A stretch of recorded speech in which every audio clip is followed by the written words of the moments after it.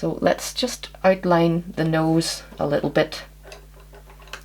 I'm going to use a brown pastel pencil just to find the outline of my nose again. Before I start to bring in some of the lighter colours in the fur.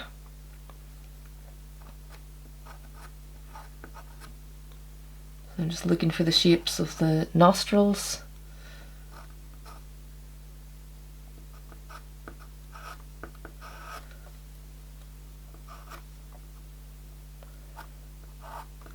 The little mouth area.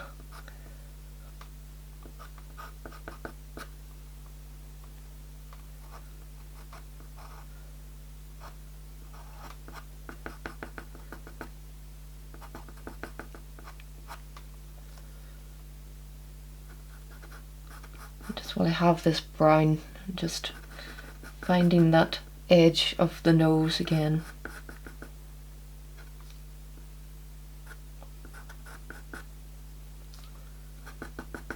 So you can obviously use as much pastel pencil as you want to. There's no right or wrong with this. So if you feel like you want to pick up more pastel pencil at this point and add more of your top layer of details, of course that's totally fine. So the first colour I'm going to bring in on some of the white areas is not white, but I'm going to bring in some of this additional 33, and especially over on this side of the face where there's more shadow. And I just want to start and block in using little marks in the direction of the fur. Start to find some of those white sections. Now I will come in with something lighter over the top of this, but I also want this colour to shine through in these white areas because they're not totally white. They're never totally white. And you want to save your pure white for where it is actually pure white. And you want that to have real impact.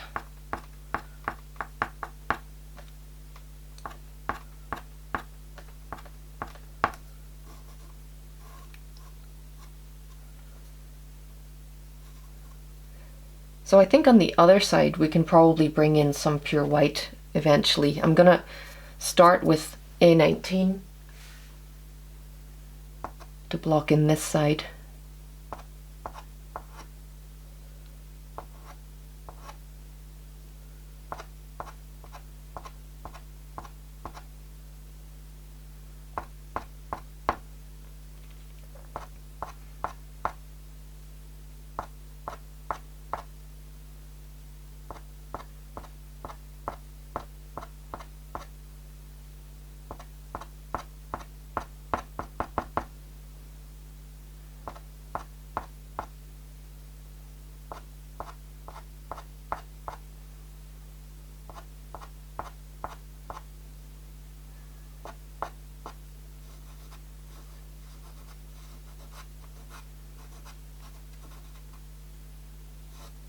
And again, I'm smudging that in, as you can see.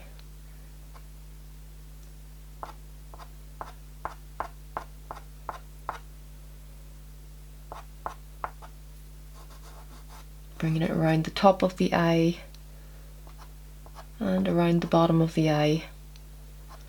So A19, not pure white yet.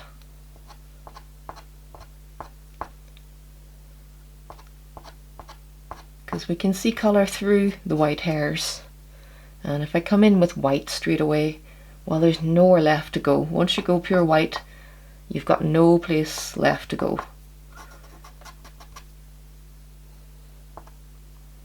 So I'm saving the pure white for the top highlights.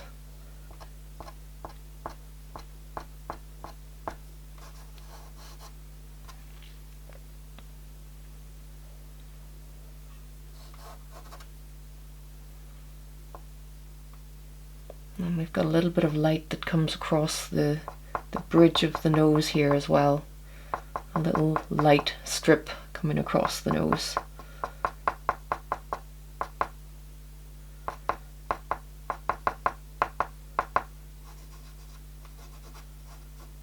So everything being done with quite a light touch. Don't have to lean too heavily. With the soft sticks, the pigment comes off them so easy.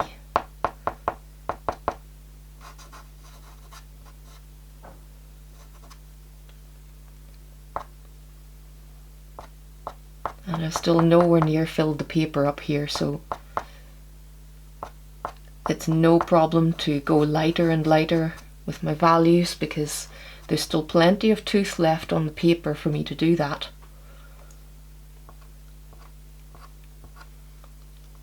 So just don't be in a hurry to add your lightest colours. Take your time, work your way up to them.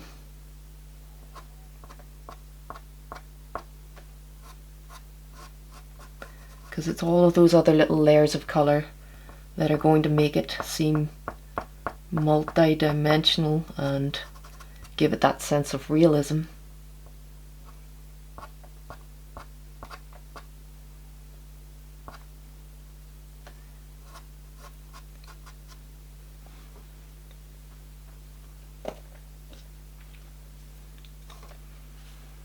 So down around the mouth here we've got a lot of sort of pink purple tones, and this is the same colour as I used inside the ears, BE23. And just bring a little bit of that in around the mouth and the lips.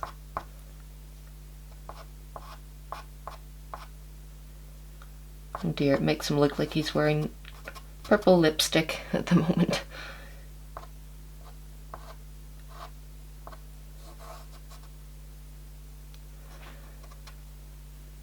And I think the little nose is more of a, well, it's quite similar to this RE9.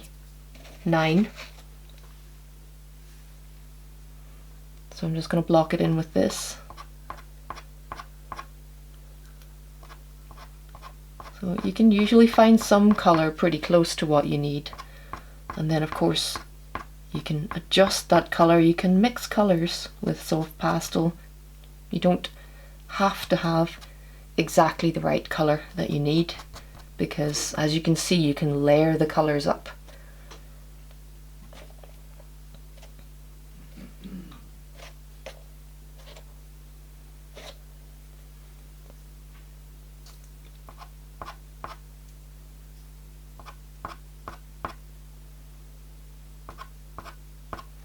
So I've got BE21 here, and I'm just going to fill in the little muzzle area.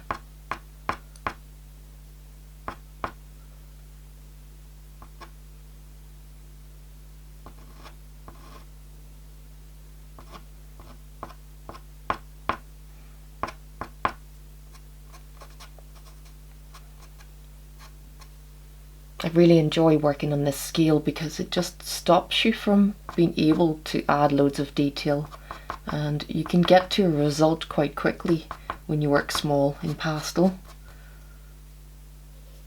Just getting the main colours and the lower layers blocked in using your darker shades.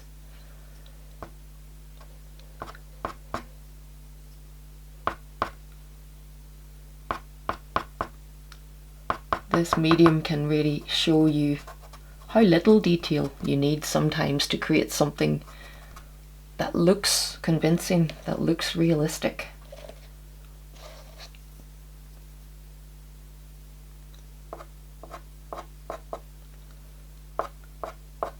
So perhaps I'll finish off the bottom of the chin, I think, with some pastel pencil. I really want to shape that nicely. And a little bit of my lilac tone as well over on this side. This is my additional colour again.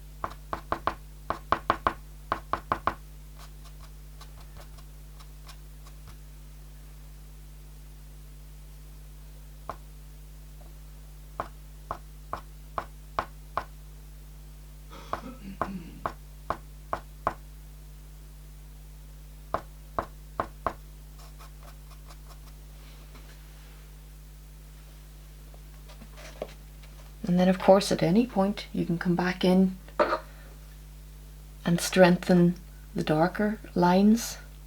So like the line of the mouth here. Got some dark brown pastel pencil.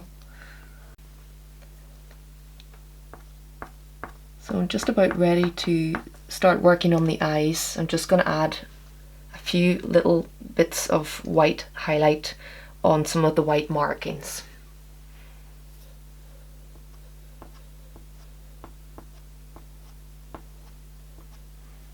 And I've got quite a small piece of white for this job.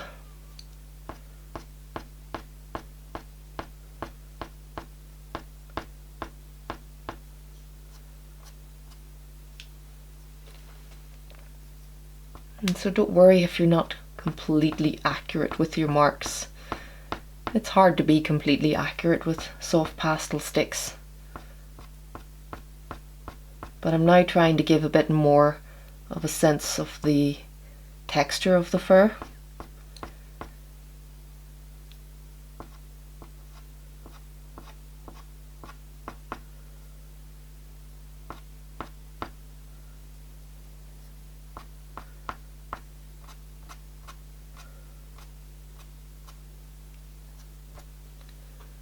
And if I mess up, then I can use my pastel pencil from the other side and really shape things like that.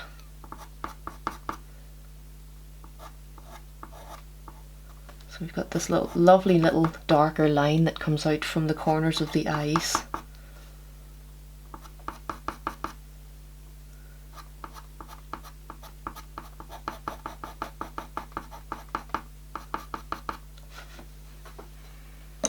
And perhaps even a bit of my white pastel pencil.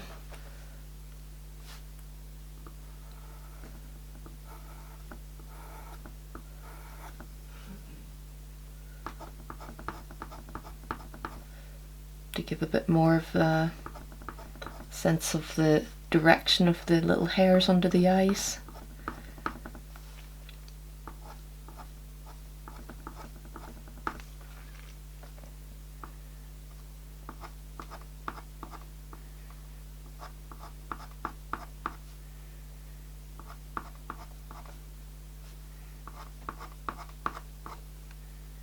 So I don't want to go crazy with the white because I don't want it all to just look solid white.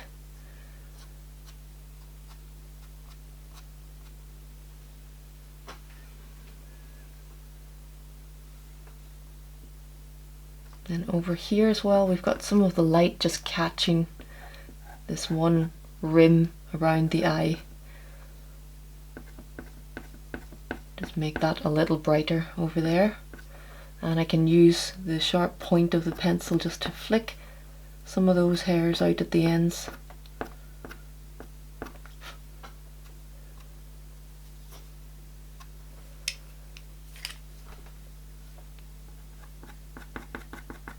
And again, I can use the dark colour from behind.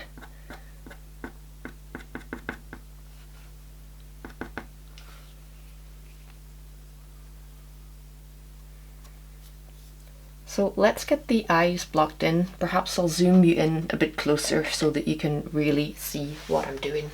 So the first thing that I'll do around the eyes, you can see just the little rim of pinky purple colour. And just like inside the ears and below the nose, I'm dropping in a little bit of BE23 just around the outer edge. And on this side a little bit as well, although it's much lighter over on this side. You can see it's a lighter pink tone, especially around the bottom rim. So perhaps I use a little bit like I used on the nose, RE9, just to lighten over here a little bit.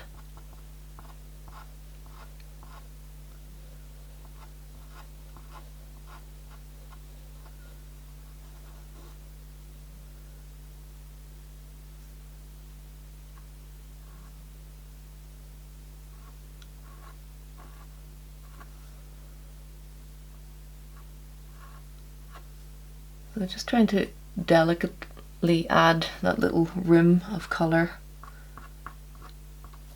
And it's good to do that before I work on the eyes, really, because it means it doesn't matter if I go in over the edge of the eye here. I can clean that up a bit later. And I think I just want to drop a little bit of that RE9, just a little hint of it around the rest of the rim.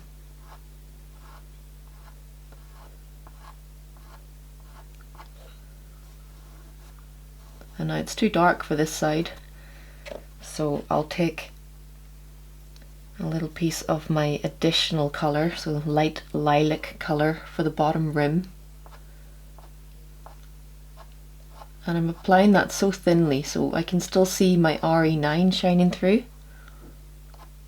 This is where I'm kind of mixing two colours together to get a nice effect. Maybe just a little bit on the top rim here, towards the corner of the eye. And the same on the bottom rim over here. I think that colour's pretty good over the top of the RE9.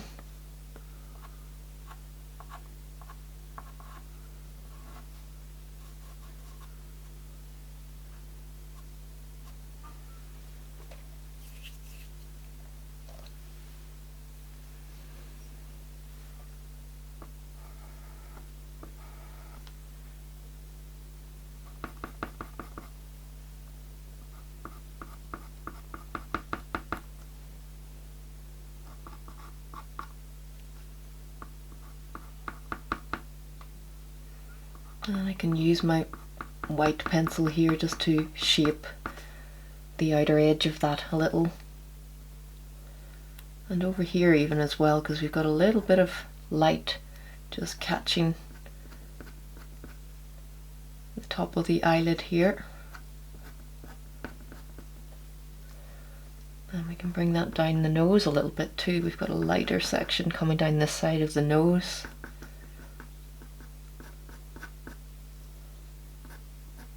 So can you see how everything is being determined by the light and shade, really? That's how I'm finding the form of the kitten. It's the light and shade that is making the form look 3D in this 2D image, and that's what I need to try and capture if I want my painting to look convincingly 3D.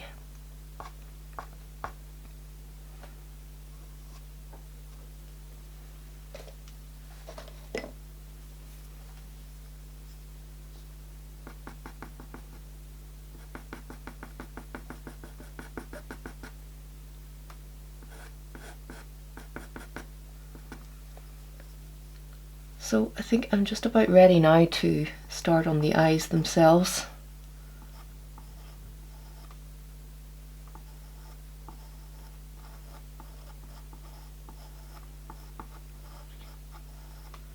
Just darkening that top rim. And the same over here, it's quite dark over here. So I'm using the dark brown pastel pencil.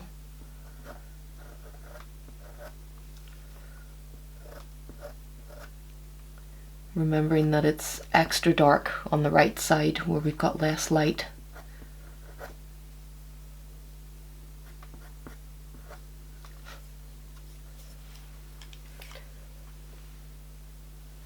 So now with a black pastel pencil, let's find the outline of the eyes.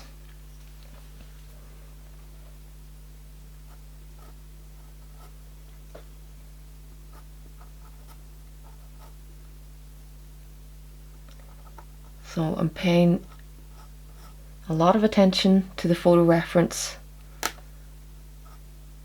I never completely trust my line sketch. There are many times that even at this stage I'm making minor little adjustments to the overall shape. And of course it's important to get the shape of the eyes right no matter what you're painting, but I find even more so with cats.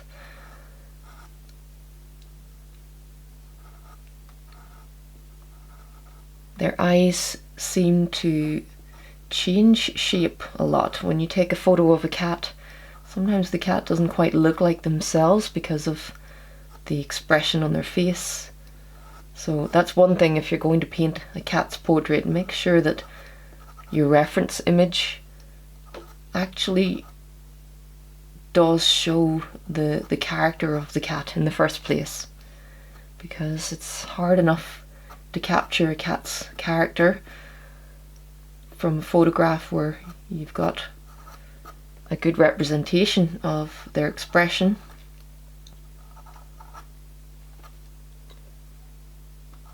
Or at least one of their expressions, the one that you want to immortalize in a painting.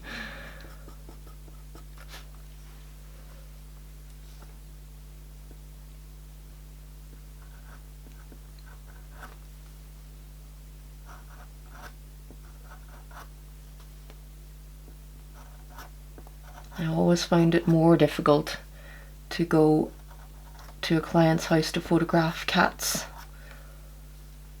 than dogs. Quite often you can trick a dog into giving you that face, that special face that you want to capture.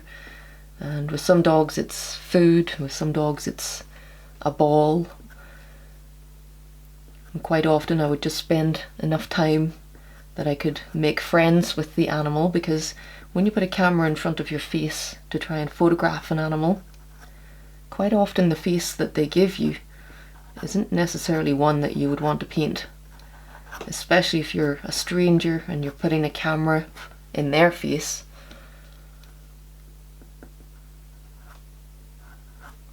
It's how the animal looks at their human, that's what you want to capture really, but when you're the one behind the camera, sometimes that's not so easy. And I think with dogs, sometimes you can bribe them a bit easier. Cats, not so much.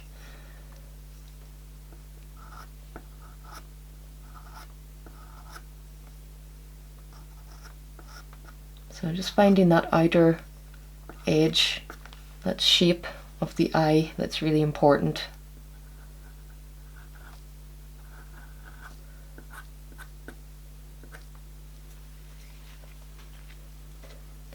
And now I'm going to just block it in with a blue. I don't have quite the exact blue that I need for these eyes, but I'm just going to mix together a few of the blues that I've got in the set here. I think I'll come in with a more vibrant blue first of all, and then I can tone that down, I can darken it. So this is BB10, and you can see it's not the right type of blue really. But I'm just going to get that blocked in. On this scale, there's only so much I can do with the detail in the eyes. If you really enjoy painting eyes a lot, then you kind of need to work bigger than this to give yourself more space to really go to town on the details in there.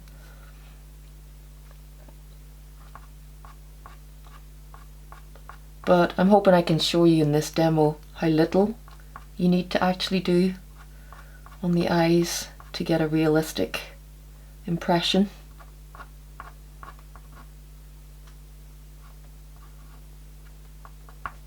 I suppose it's really my aim today to show you that pastel doesn't have to be laborious. It doesn't have to take forever.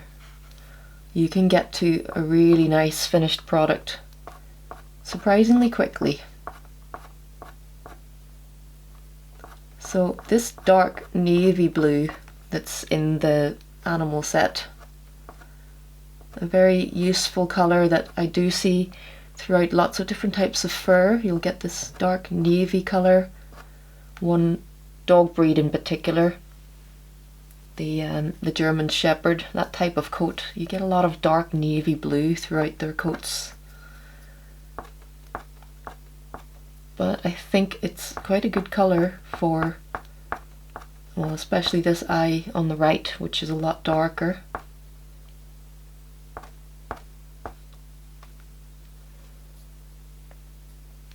And I think I'll just add a little bit of it over here as well.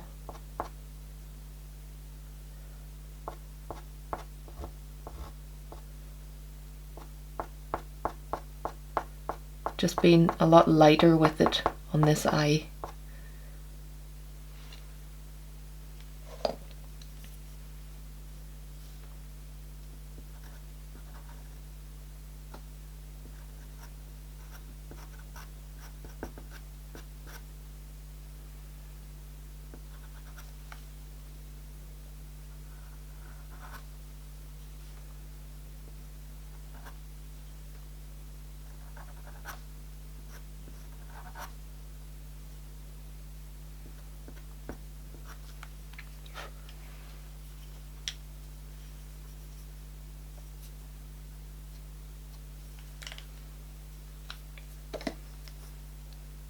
So if you find you go out over the edges of the eye, you can always come back in, clean up, especially with a bit of pastel pencil, works very nicely.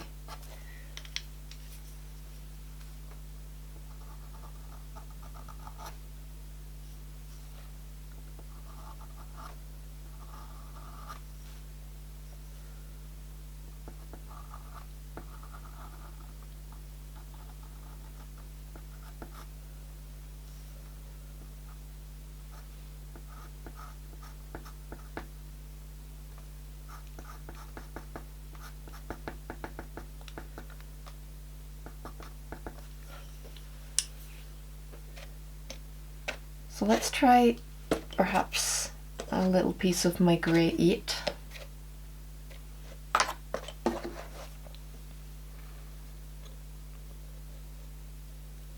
And dot a little bit of that into this side. And just calm down the vibrant blue that I added first.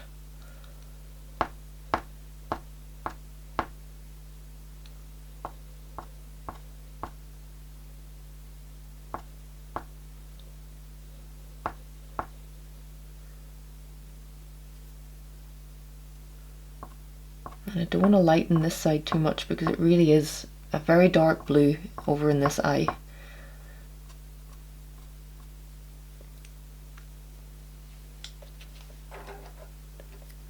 Perhaps I can use a little bit of blue pastel pencil just to help me shape this eyeball a bit better.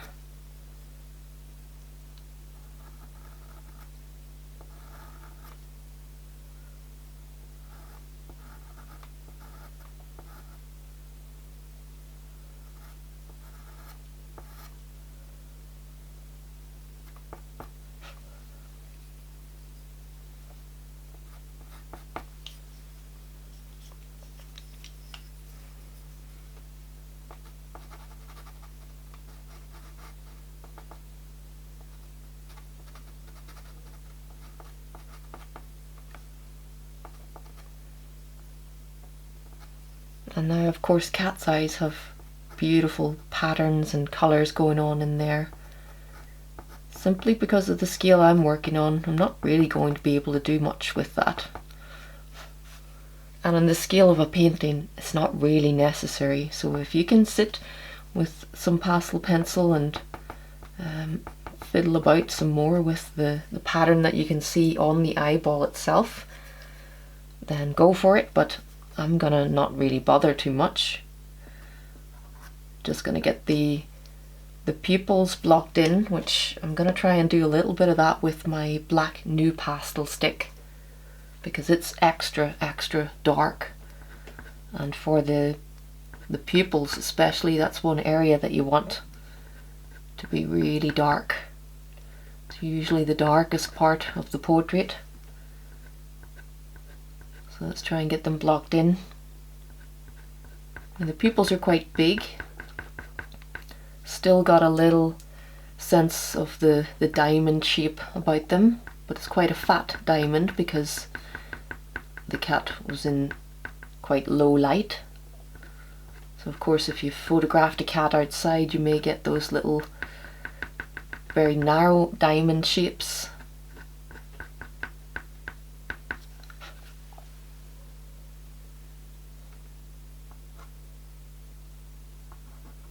But in this case it's quite a fat shape.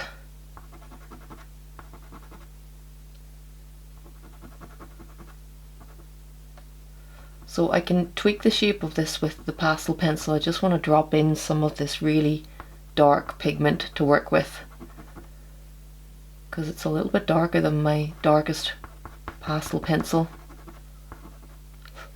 So that's enough of it just to get me started, and then I can sort of push the edges of that out using the pencil.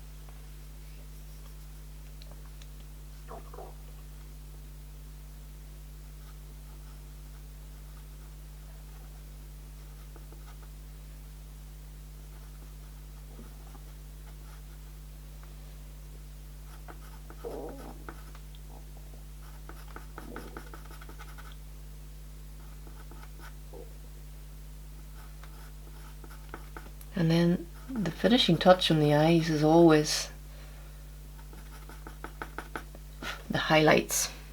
That's the part I always look forward to adding.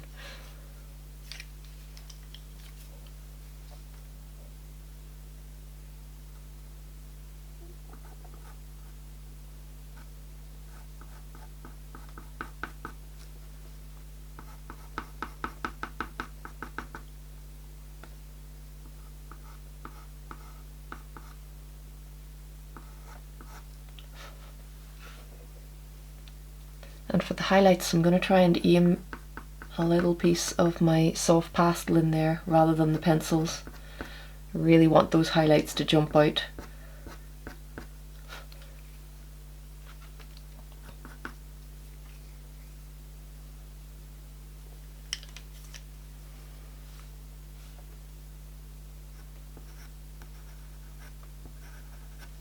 And I'm also just cleaning up around the outer rims.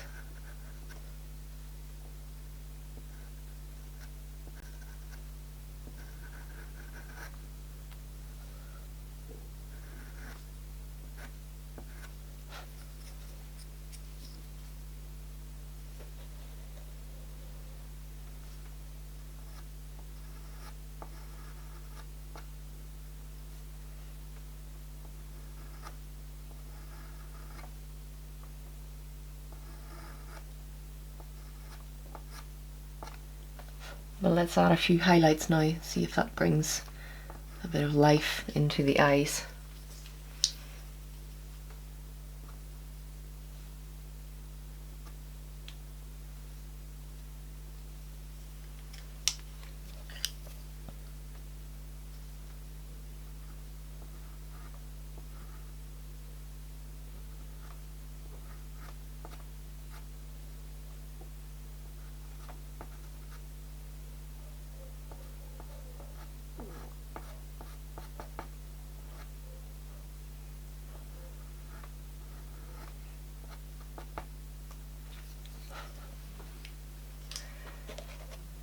So with a little piece of pure white, let's try and aim some part of this little pebble into the eye. So we've got two little specks of highlight, one of them touching, and I can just touch the pastel to the paper and test first where it's going to make contact before I commit.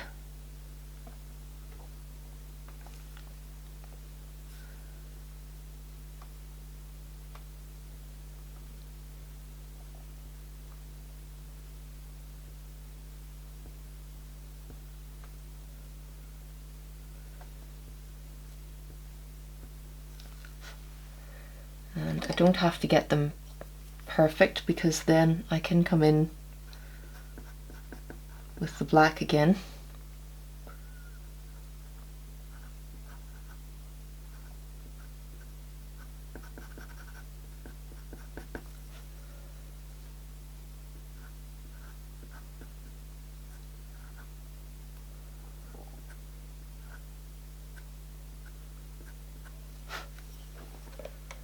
So I've just gone and picked up another little pebble of white, an even smaller piece. Let's see if I can get a brighter dot in here.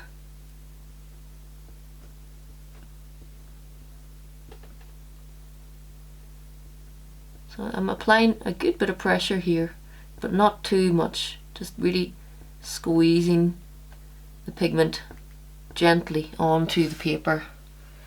And I'll do the same on the other side.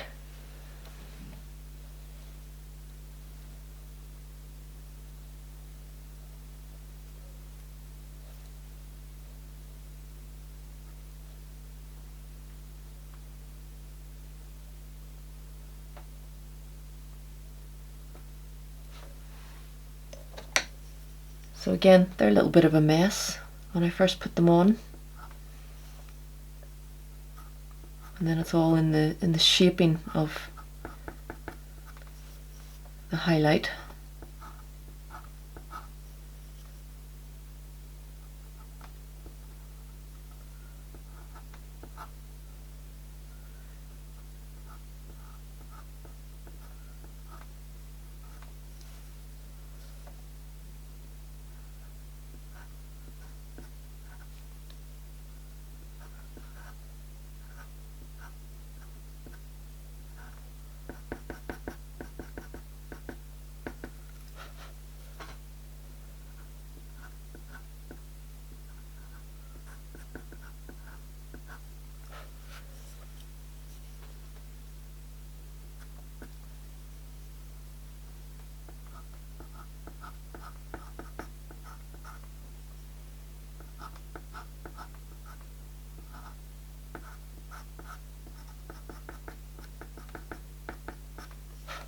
And I can have a few attempts at that. You don't have to get it right exactly where you want it first time.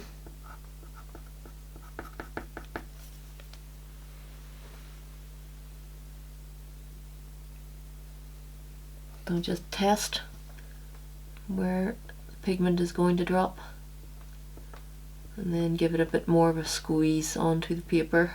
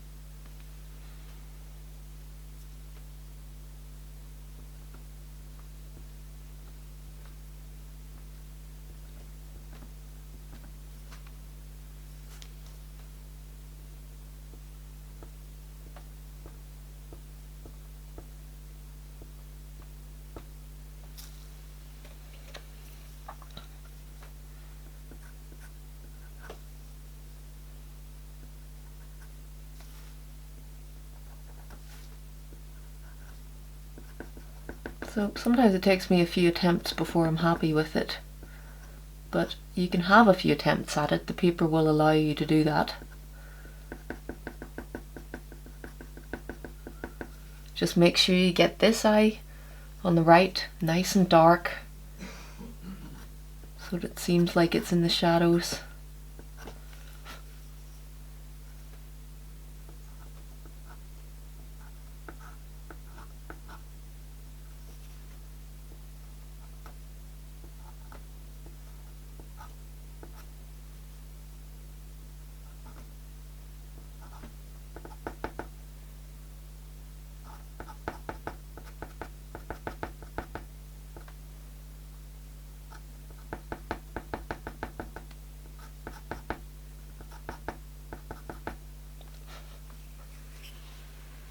And make sure that you step back from the painting once in a while, because sometimes when you've got your nose pressed up close to it, it feels like you still have a lot to do. And then actually, when you get a little bit of distance from the painting, you can realize that you've already achieved what you needed to achieve.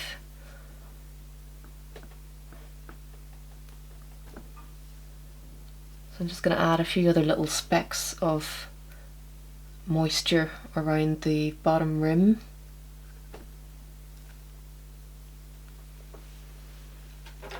I'm going to take a very sharp white to do this and just give it one more go with the black first of all.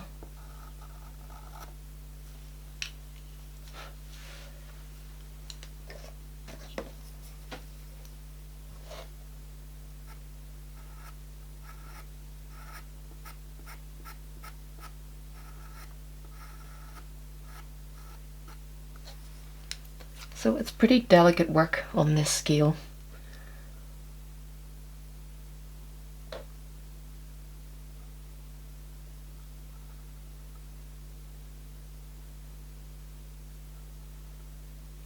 Just try to aim a little bit of white into that curved bottom rim.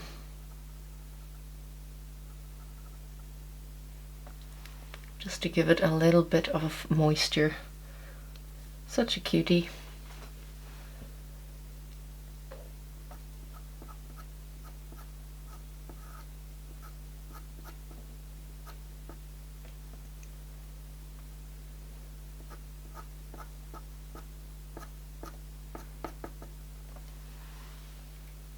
So yeah, I think that's starting to take shape. I can take a little bit of pastel pencil now perhaps and help the texture of the hair a little bit. But you can see actually how little you need to do, especially on a kitten, because they've got this tiny little face and it's the softest, fuzziest fluff, so you really don't have to paint every hair. In fact, the less you paint sometimes with a kitten, the better, because they are literally just a little ball of fluff. And the last thing you want to make it look is a bit jagged.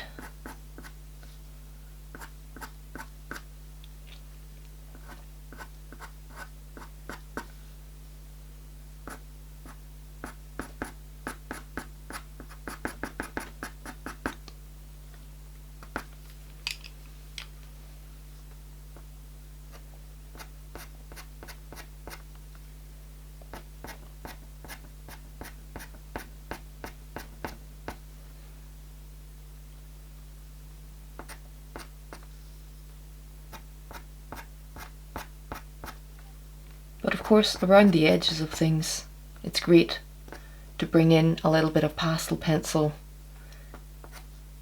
Just flicking some of those individual hairs out.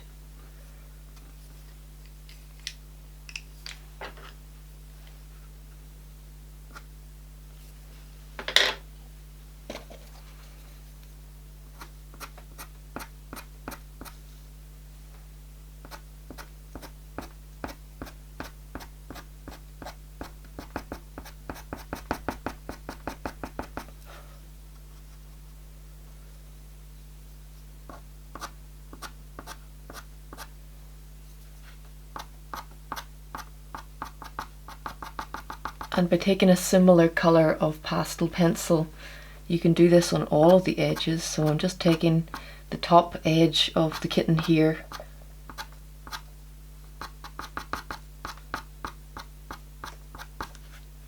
and enhancing his fluffiness by dragging some of these hairs out over the dark background.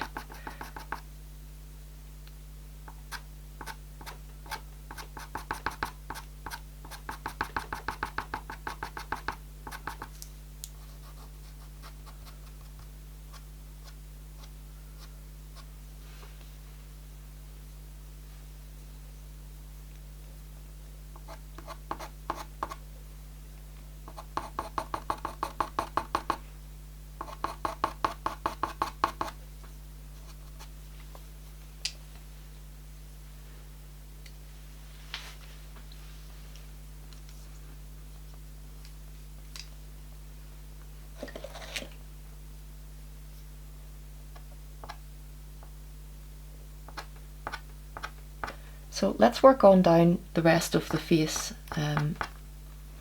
Get the little nose worked. Again, it's so tiny, so there's only so much I can do.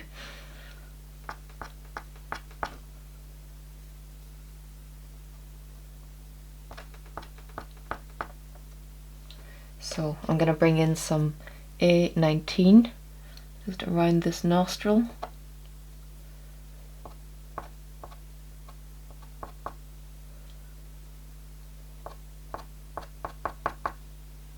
And we've got the little strips here where you've got the holes that the whiskers come out of. The whiskers will be the very last thing that I do. They've got to go on top, over the top of all of this.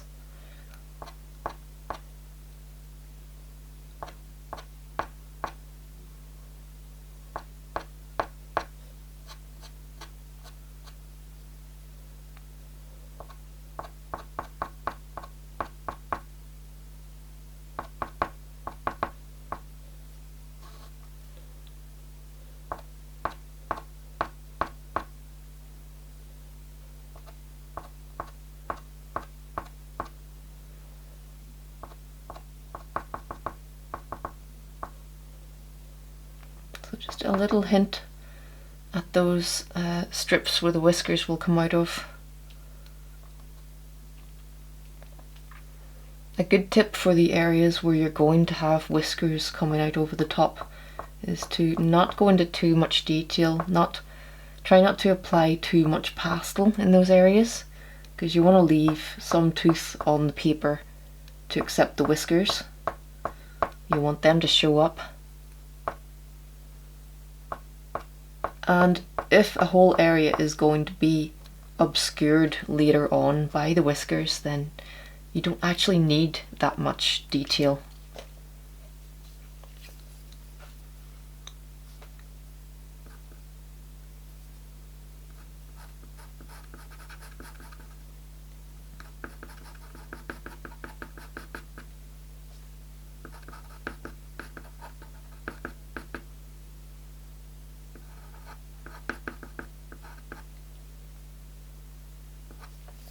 So a little bit of pastel pencil really could add enough detail on the nose itself. A bit of light grey over here where we've got just a little bit of highlight.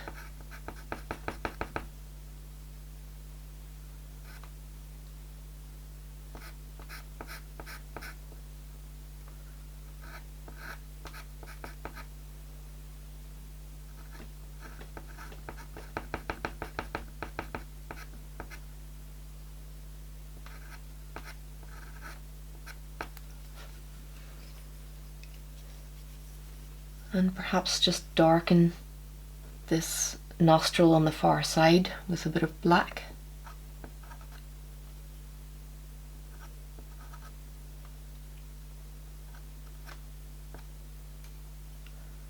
Just a little dot of it in there too, maybe.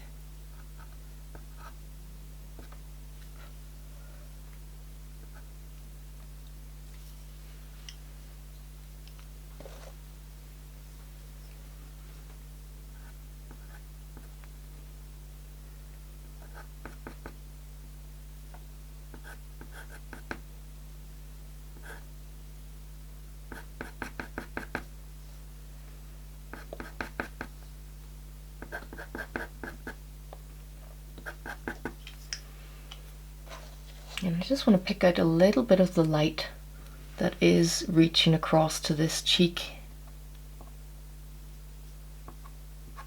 Some of my lighter brown earth colour that I've saved mostly for the other side of the face, but we've got just a little bit of light reaching over here.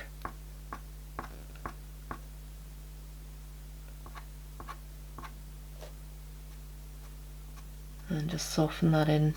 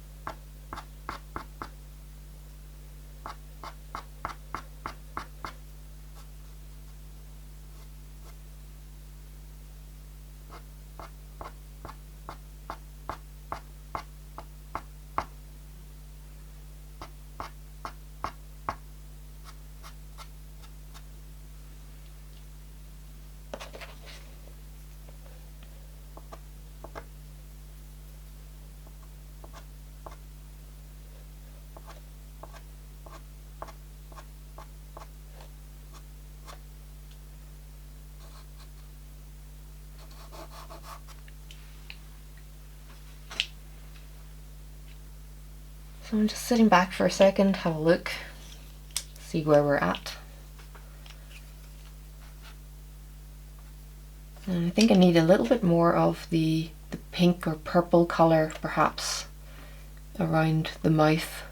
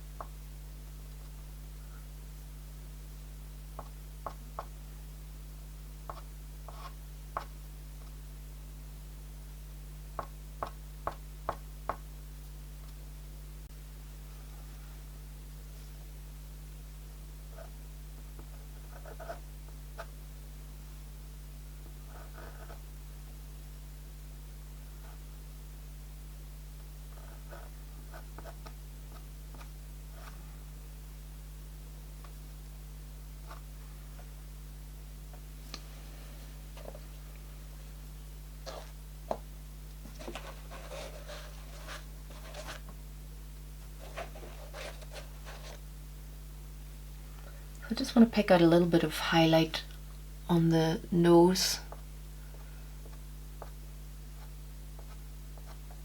Using one of the lighter peachy colours from the set.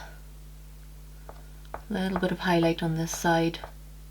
Now if I mess this over the top of the nostril a little bit, I can come back in with my dark pencil for the nostril again. Just want to give a little more sense of the light hitting this side of the nose.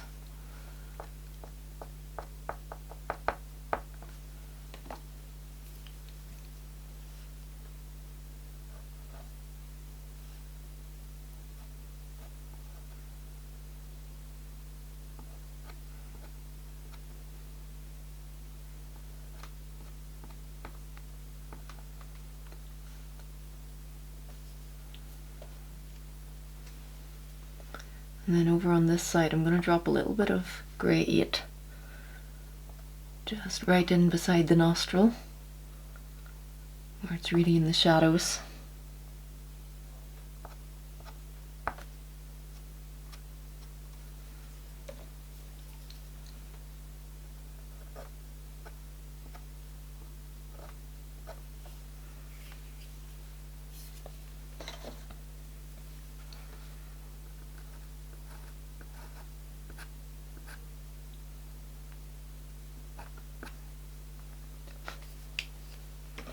So yeah, you can see now that I'm able to pick up the pastel pencils and just shape what I've done.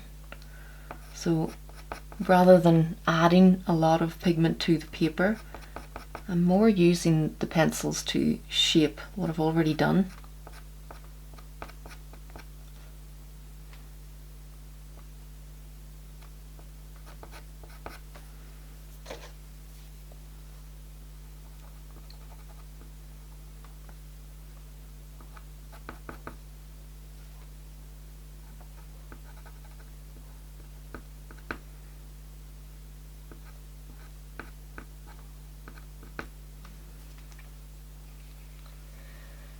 So I'm not too far away with the face, I think.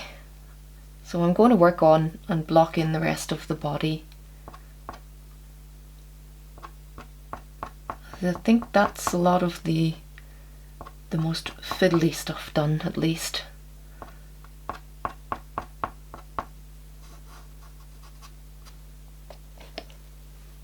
Just lighten this little patch up the nose.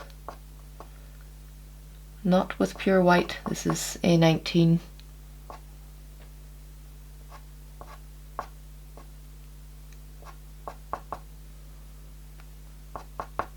Still allowing my bright white areas to look brighter than this.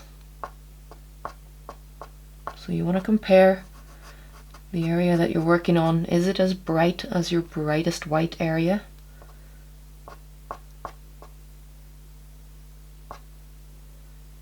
Constantly comparing one area to the next in terms of tonal value or how dark or light it is.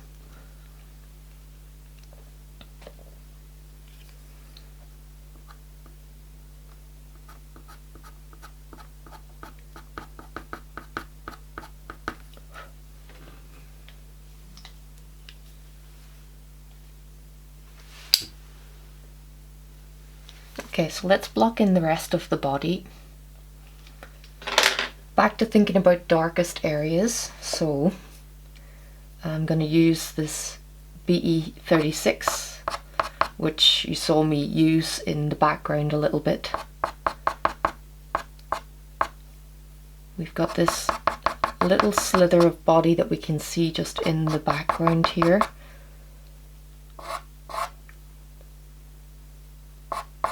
But it's really dark in there. I'm just going to block in the tail.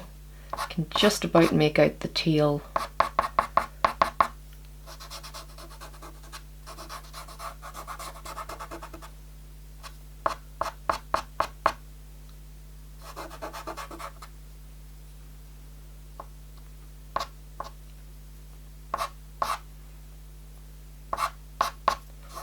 And yeah, I'm just going to block that in pretty quickly with BE36. And then even a bit of black around the base of the tail here, really in the shadows back here.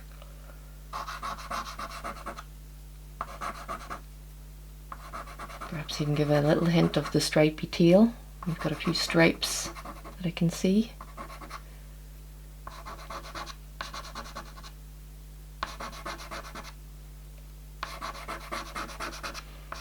And then, unlike in the photo reference, where there are some lighter colours back there, of course I'm letting it sink right back into the black, which actually makes it easier for me. I can just let this area go really dark, and the darker the better really, because then this little orange face is able to just pop out of the picture.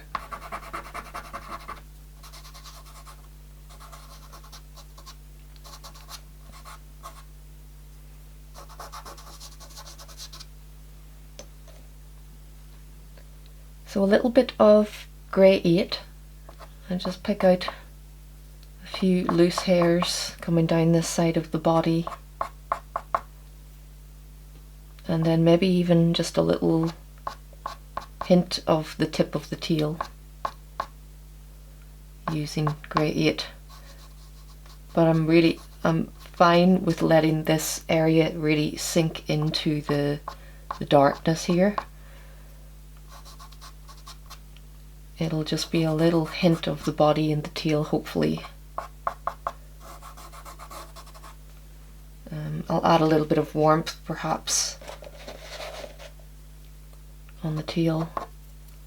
You might get a little hint of the warmth shining out of here, but really, it's pretty well set into the dark.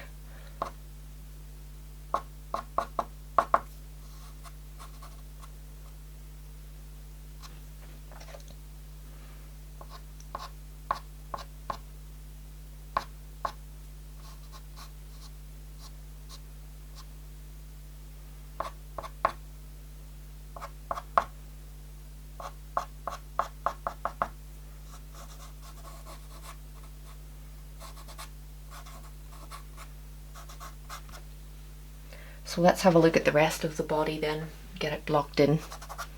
Where have we got dark creases coming down the legs, for example?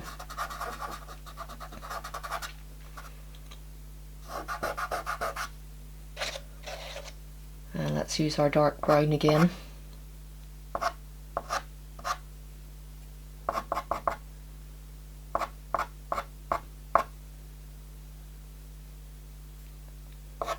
And we've got darkness under the chin.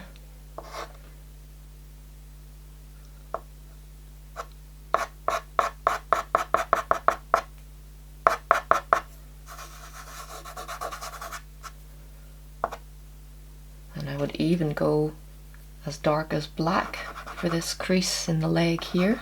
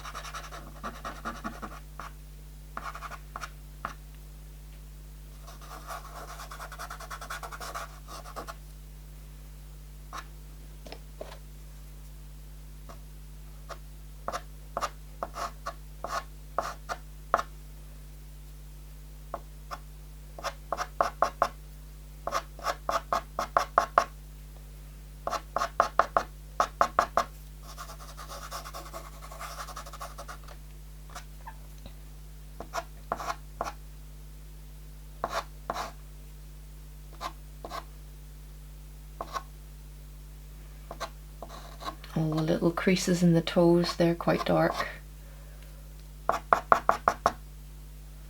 This leg in general is quite dark, it's quite set back out of the light, especially down this far right side.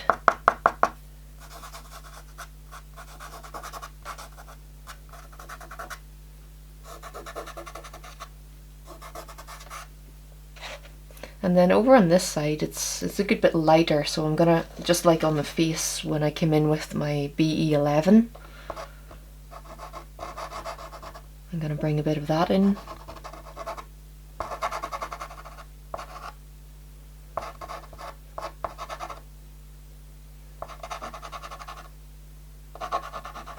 Around the front of the chest. Stopping at a certain point though, not letting that brighter colour come on round into the shadows.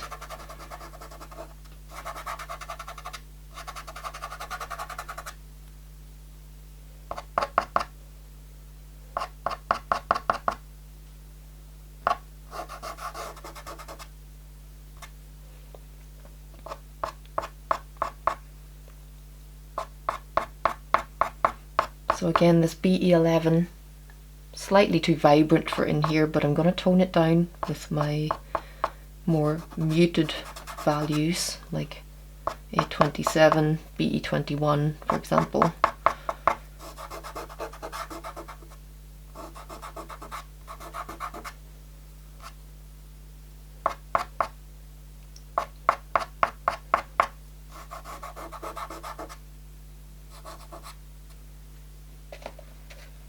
So let's try some A27 over here.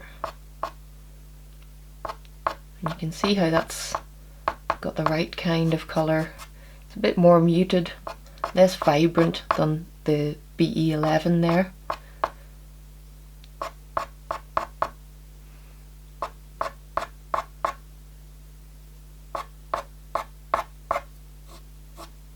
Really getting those nice soft edges coming out over the darker colours.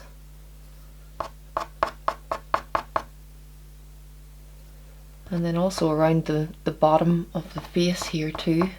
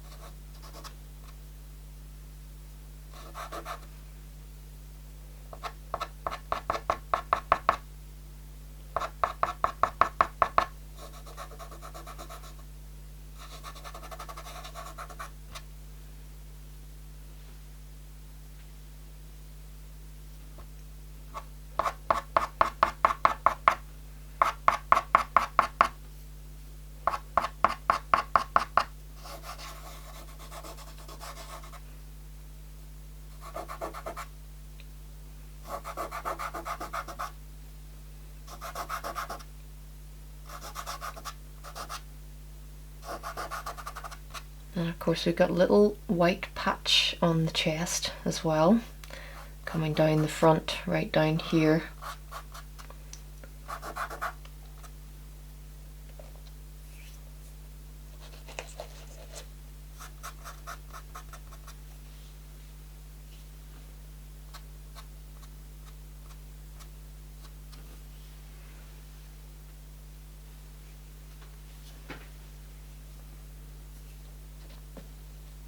I think I'll come in with A19 to begin with here.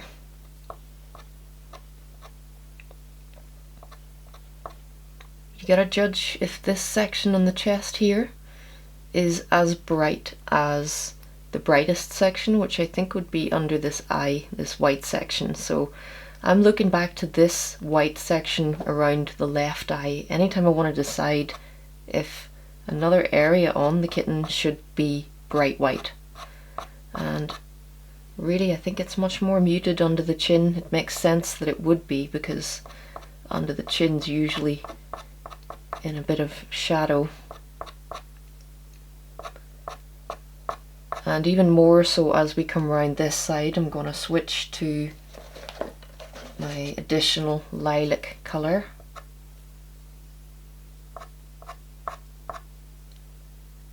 So I'm literally switching colours halfway through this little white patch just because it crosses over into the shadow area.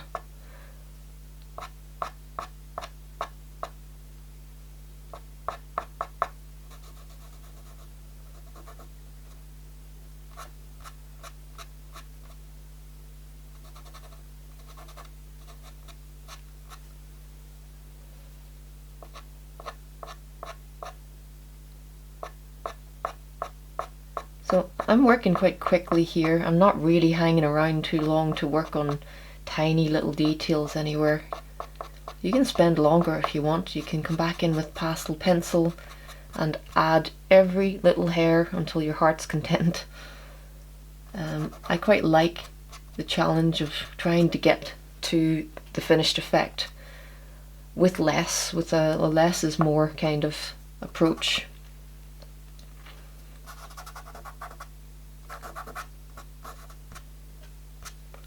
So I'm just going to darken over here even more, and perhaps even down this right side I'm going to bring in a little bit of RE12. Just a little bit of rich warmth over this side of the kitten. And I think down the face as well, just a little bit of this.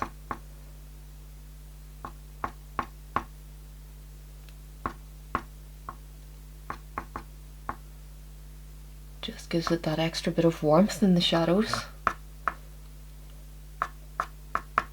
Because while we do associate shadows with being cool, and they often are, well, sometimes you've got a very warm coloured subject and their shadows can actually appear quite warm, so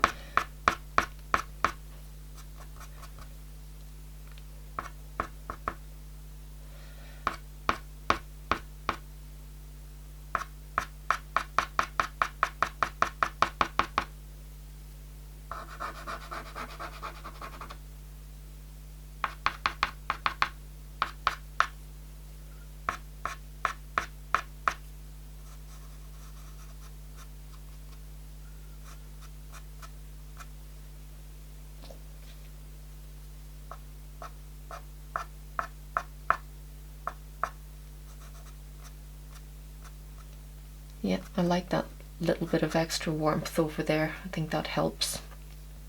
It's subtle, but I feel like it really livened up that shadow side.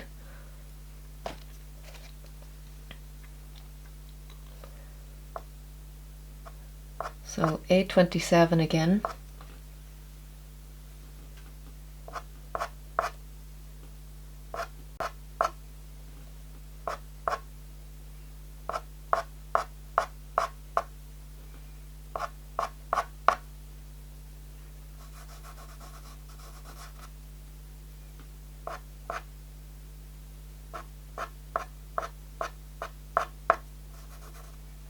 Just letting that detail disappear up into the darkness. Really don't need too much more in that section.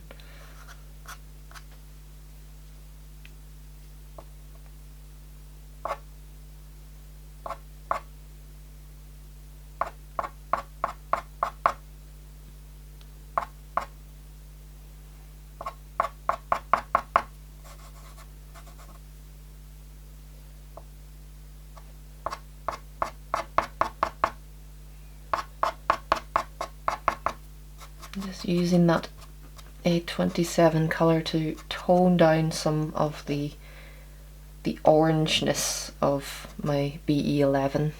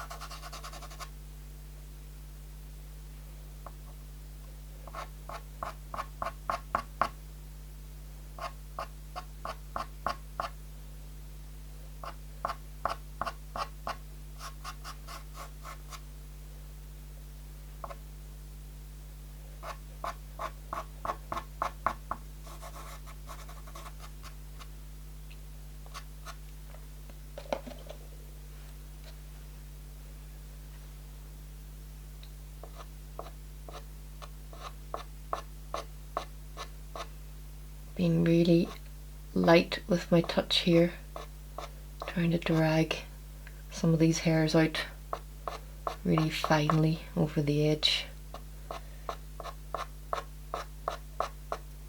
So the lighter you apply pressure with the pastel stick, the thinner a line you'll get.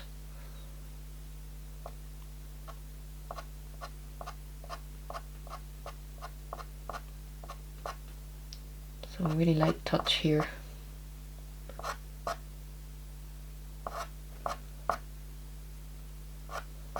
Again, not bringing in pure white. Don't think we're going to have much, if any, pure white coming down the front of the cat, because I really want the face to seem like it's coming out into the light.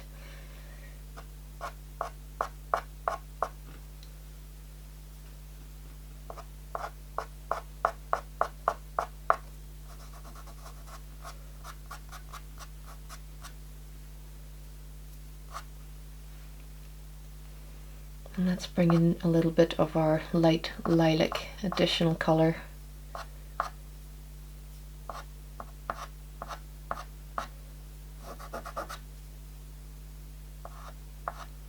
Coming down to a little V at the bottom here.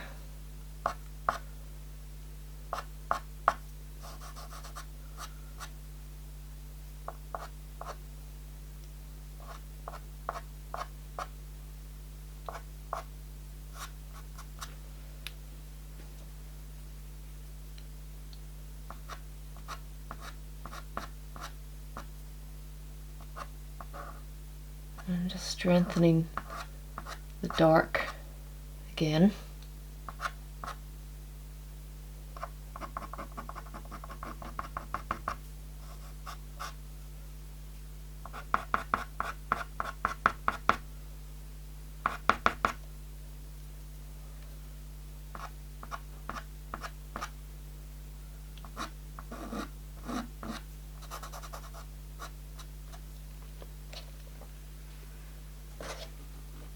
And I just want to continue the soft fluffy tunnel in between the paws a little bit.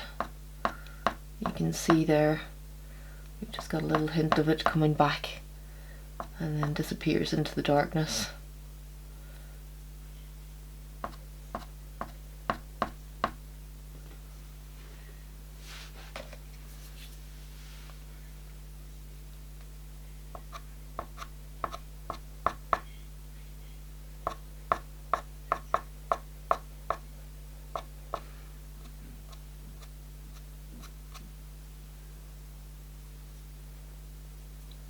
So I'm back in with A19 again, and this time I'm leaning a little bit heavier so I get a more solid mark.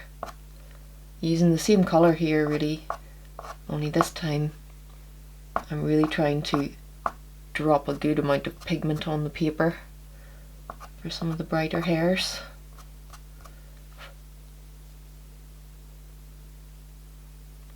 So yeah, I don't think I have to do too much more to this. Let's get the legs worked and see where we're at. We've got the warm colours coming down the legs. Maybe just need a little bit of dark brown coming across here.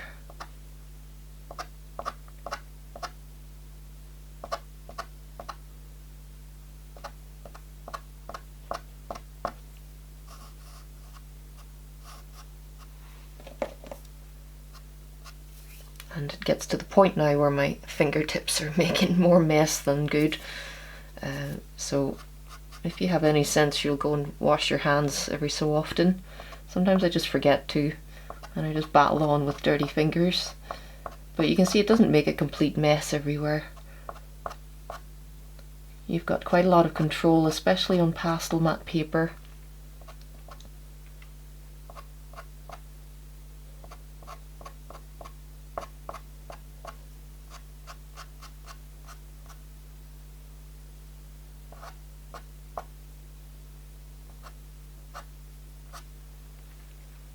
Yeah, so let's get the rest of the legs blocked in. And we are almost there.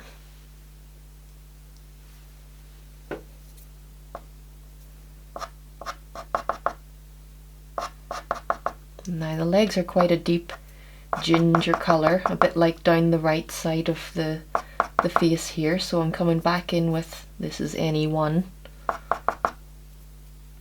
nice rich deep orange.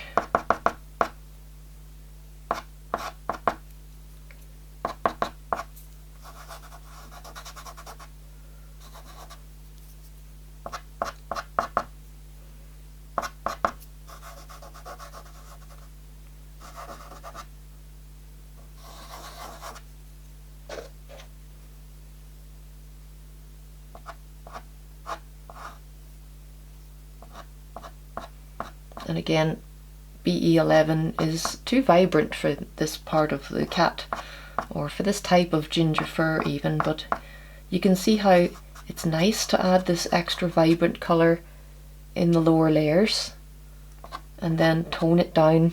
You still get little hints of this vibrance shining through. Just adds an extra bit of dimension to the fur. So I'm often coming in with either darker or more vibrant colours in the lower layers.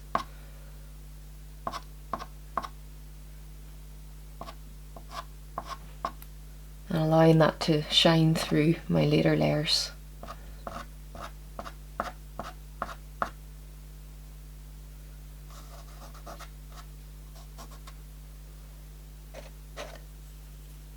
But he is so cute. I really hope that you guys are working along, or if you're just simply watching along, that you're enjoying seeing him come to life. It's always the best part of doing a painting of something that's living, to see the life gradually come into it.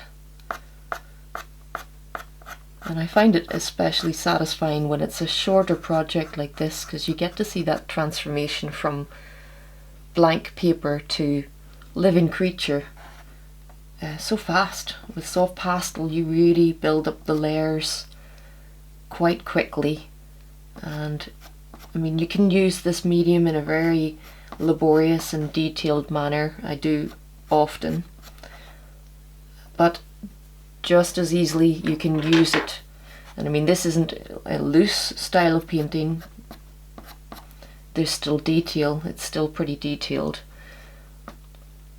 but in a way it feels like a loose technique to me, because you build up the layers so quickly and you get to that finished result quite quickly.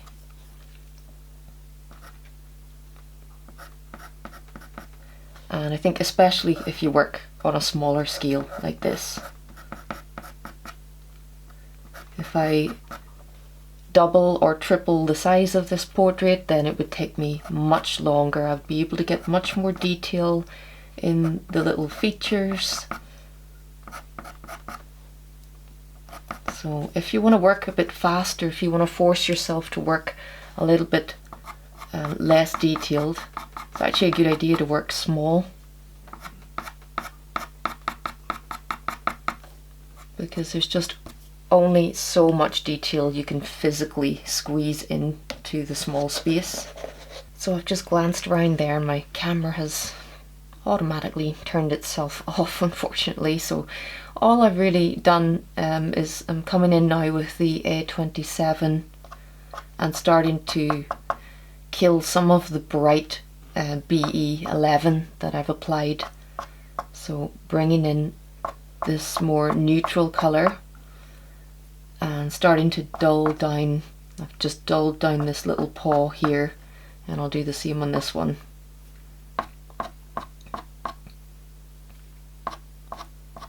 So just while I'm finishing off the legs and the paws here, I just want to give you all a big thanks again for watching my content here on YouTube, for supporting me with your subscriptions here, and with the many wonderful comments that you leave on my videos. That feedback really spurs me on, makes me want to keep making videos.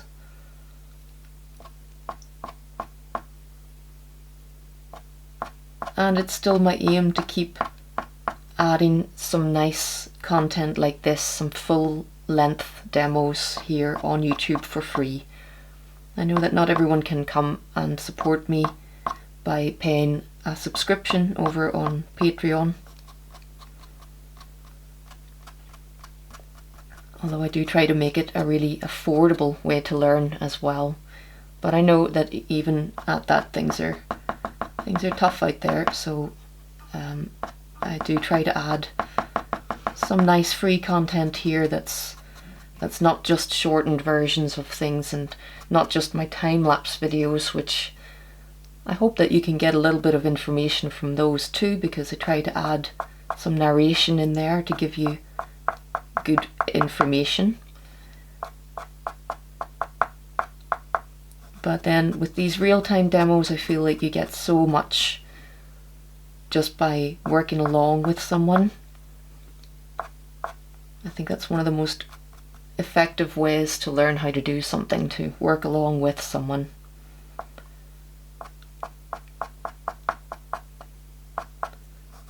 So I will keep trying to release things here as much as I can.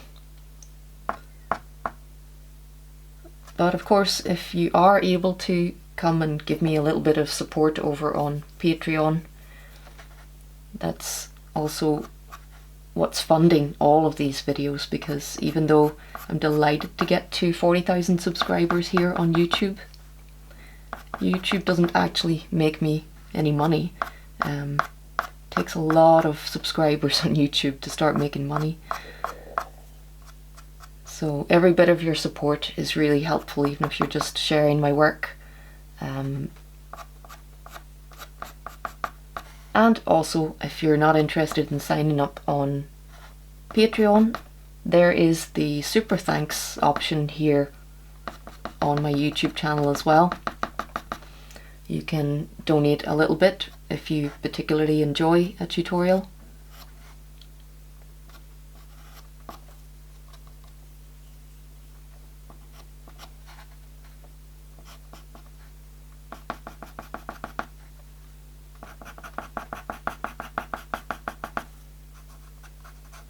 So keeping this side really dark. Remembering in the beginning when we worked the edge of the little tunnel that we're creating a darker shadow down this side of the paw and just slightly underneath it. So everything is trying to replicate the direction of the light.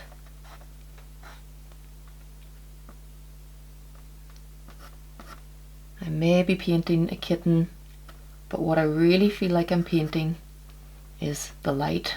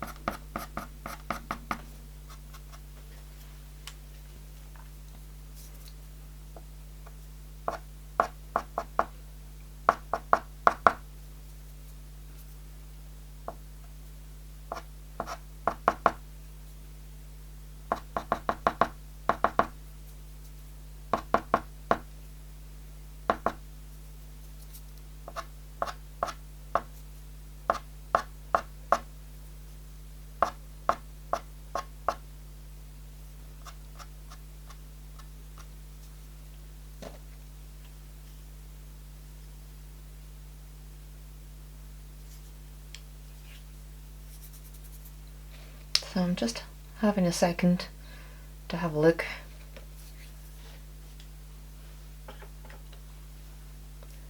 Can start to use a bit of pastel pencil.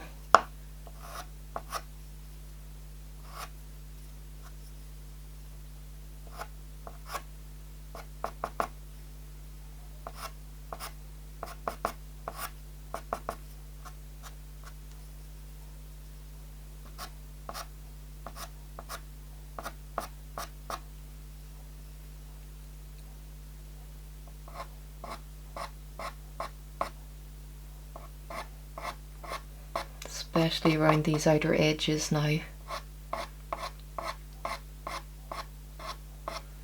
And I'm really light with the pencil here. I'm not trying to add pigment to the paper. I'm more or less just using this light grey to drag the pigment that's already on the paper.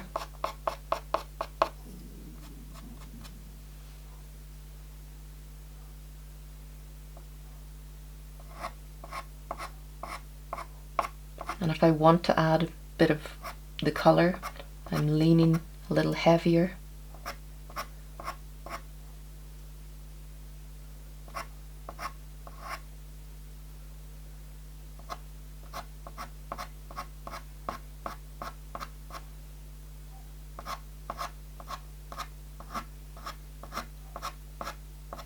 So your fluffy edges are always the key in animal portraits, and they don't come much fluffier than a little furball kitten.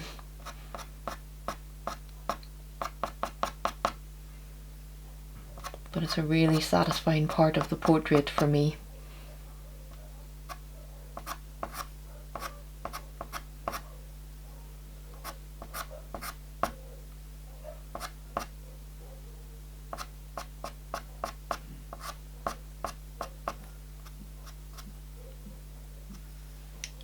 So perhaps just darken this crease in the leg here a little bit.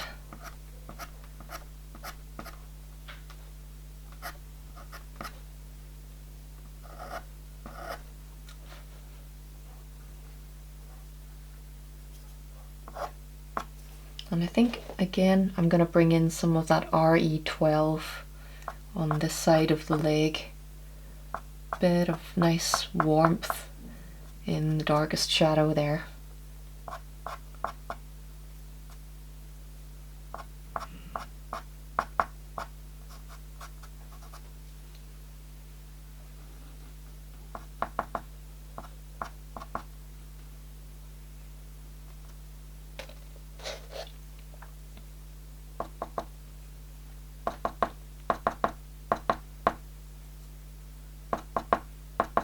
So again, it's all about looking for the darks first.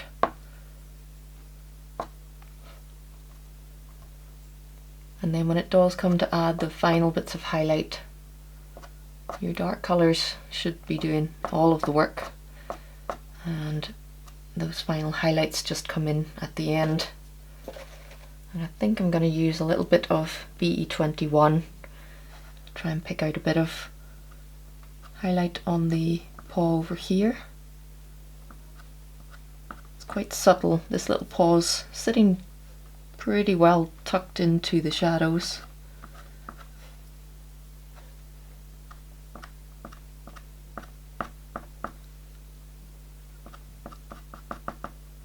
Just a little bit of light reaching in there.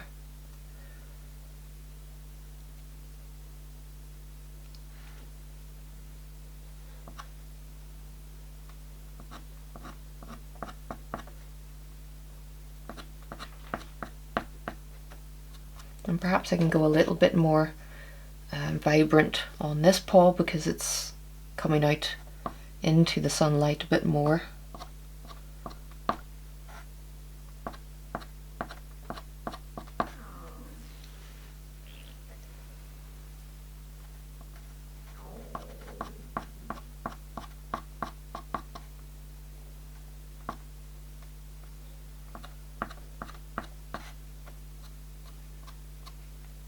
Perhaps even as light as my A19 a little bit, just towards the bottoms of the toes.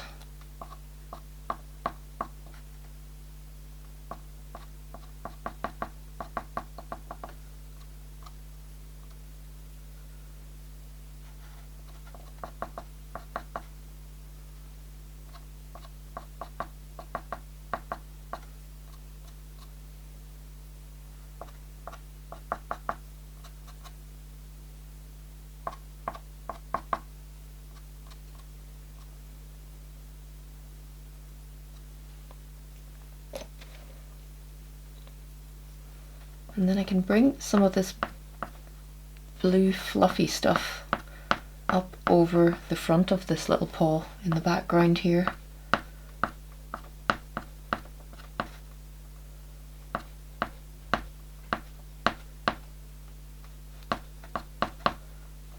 Make it seem like this little paw is just tucked back in behind that edge. And of course on the other side here we're in the shadow, so be careful not to bring it too much in there.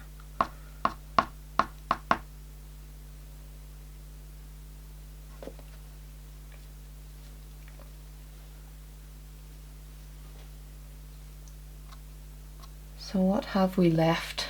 Perhaps a little hint of highlight down the little nails.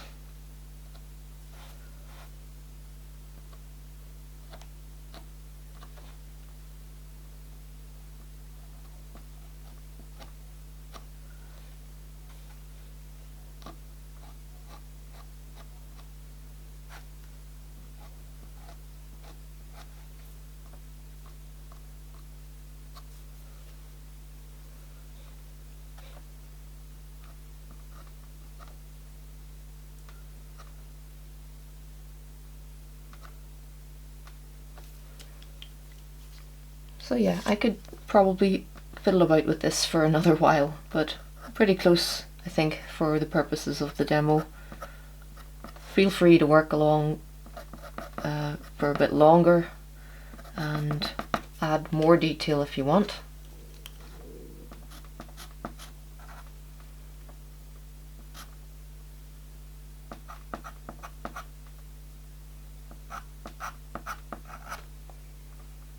Strengthen some of those darks again.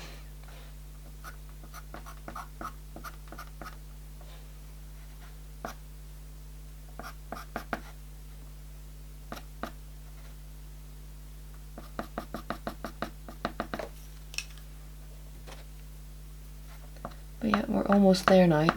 And the last thing to add is the little whiskers, which is always a fun part, if not a little terrifying, because you've got to scribble all over what you've painted. And yeah, sometimes it's not the nicest job because it feels like if it goes wrong you might ruin the whole thing, but let's see how it goes.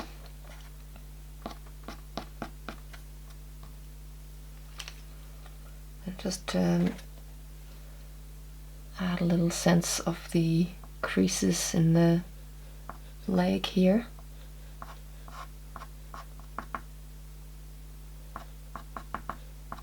This is BE21.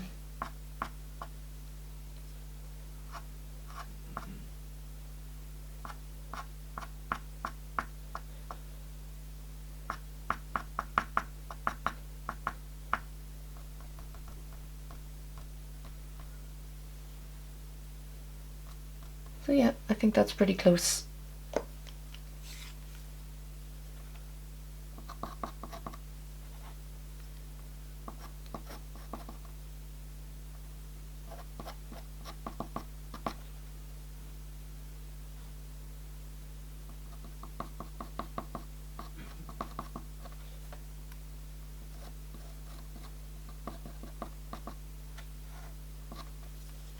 So let's have a look at the whiskers.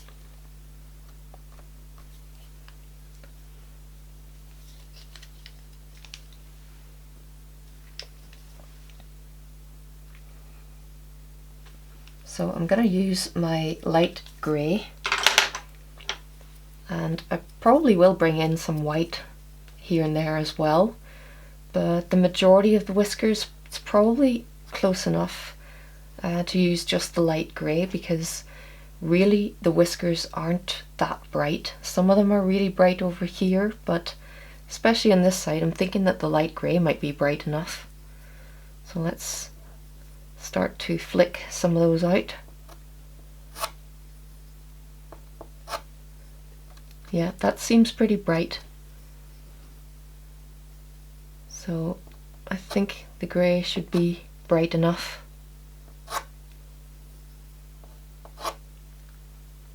I'm just starting to work my way around, looking at how they fan around the shape of the face, and then I want to start putting the tip of the pencil, starting it in some of these little whisker holes that I created earlier. So yeah, some of these might need to be white, but I'll add the grey ones first.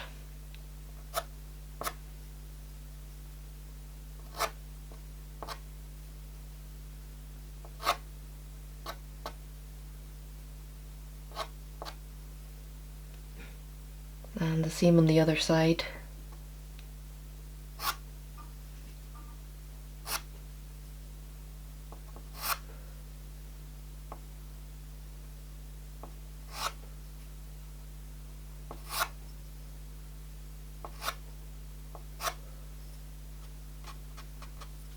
Don't forget that your pencil can pick up a little bit of the dark pigment over here, so you might want to clean the tip of the pencil in between whiskers, just so that you're not depositing some of that darkness back into the face. So let's add a few white ones as well, because you can see the ones up here are really catching the light. They're a bit brighter, the eyebrow whiskers. And I'm just really focusing on where it starts and visualizing roughly where I'm going to end the whisker.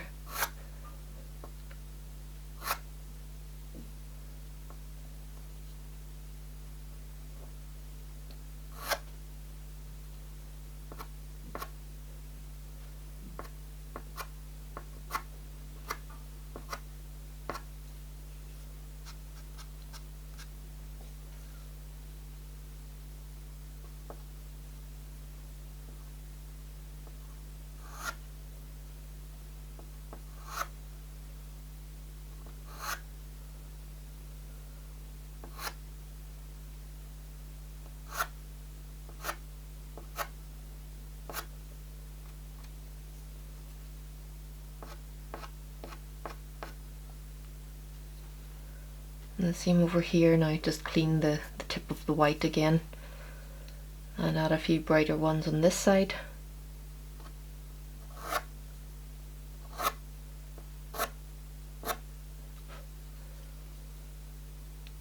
So it's good to have a mixture, a few grey ones. They kind of give the impression of the finer little whiskers, and then just a few brighter white ones, and I think that's possibly enough.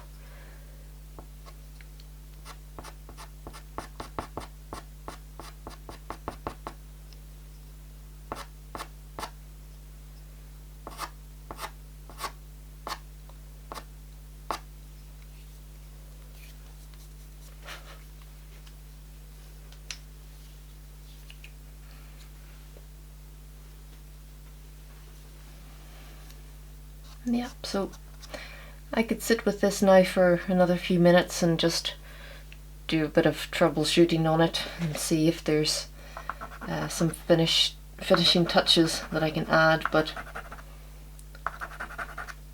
it's pretty close, and I'm pretty pleased with it. And like I mentioned at the very start when I was working on the background, sometimes these background elements don't really look that great until you get the main subject in, because I think that the little kitten now has made sense of what's going on with the background stuff here. Sometimes you get to the end of the painting and you realise that you don't really need to do anything else to the background, so I think I'm happy to leave it as it is.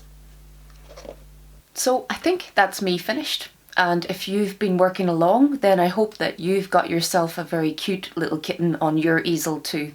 Thanks once again to all of you who have subscribed to me here on YouTube. I'll do my best in the coming months to add more little real-time tutorials just like this one. But in the meantime, if you'd like to explore even more of my tutorials, do remember to check me out over on my Patreon channel. You can browse my entire catalogue in my website library at emmaculbertart.com. I'll add all the links in the description below. But thanks very much for watching this here, and until next time, happy pasteling.